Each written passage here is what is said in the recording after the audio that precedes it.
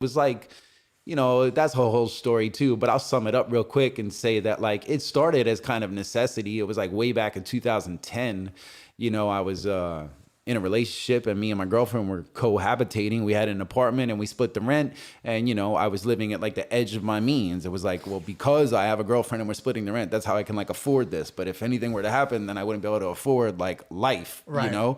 And then something did happen. We broke up, and then it was like, I don't really know where to go from here. I don't have like a lot of money. Like, what do I do? And it just made sense to like start living out of my car. This is before it was a van, But so it started out of necessity, but whatever. Now here we are a good 12 years later, and I went from one car to another car to a van to another van to this van, and it was always an upgrade. It's it's you should always be upgrading, you know. And I'm not talking about just upgrade your vehicle, but you should always be looking back and say, well, this is better than that was, So now here I am, I have like a new van. I just bought it like a month ago, and I live out of that. I sleep out of that.